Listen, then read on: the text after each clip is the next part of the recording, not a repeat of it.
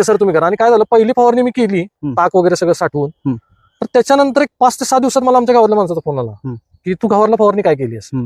तर म्हणलं काय जैविक केली म्हणलं, असं मिशन ऑर्गॅनिकची. कळलं नाही त्याला. अरे मला काहीतरी वेगळं वाटतंय गावात. तर मला वेगळं म्हणजे चांगलं, मला भीती वाटली. वेगळं म्हणजे मला निगेटिव्ह वेगळं वाटतंय म्हणजे काय होते, म्हणजे काय गावाला प्रॉब्लेम आला की काय असं. अरे नाही म्हणला शान्या, कुठवा जास्त येणार चांगला बघ म्हणला, आणि गहू ऐकणार नाही म्हणला, हे काहीतरी वेगळं वाटायला लागलंय तुझं. तर म्हणलं मग करू का नको पुढं. अरे कर म्हणला शान्या. बरं म्हणलं ठीक आहे करतो. आणि मग परत 8 दिवसाचा गॅप दिला, 9 दिवसाचा. खरं मी रोटेशन नाही चुकवलं सर. तुम्ही 8 दिवसांनी सांगितलं ना, तर 8व्या दिवशी सकाळी माझी फवारणी असायची किंवा संध्याकाळी 5 नंतर. हे वाक्य विसरू नका, मी प्रोसेस नाही ब्रेक केली. काही लोकांना रिझल्ट मध्ये कमी जास्तपणा येतो, त्या लोकांसाठी हे आज ह्या नवत शेतकऱ्याचं वाक्य महत्वाचं आहे. शिस्त महत्वाची असते. ऑफिसमधून कार्यालयामधून जे शेड्यूल तुम्हाला दिलेलं असतं ते चुकवायचं नसतं मित्रांनो. जसं तुम्हाला मला 2 वेळ जेवायला पाहिजे, त्याशिवाय आपल्याला त्रास होतो. पिकांना सुद्धा फवारण्या 8-10 दिवसाला सांगितले त्या कराव्या लागतात, चांगले रिझल्ट यायचे असतील तर.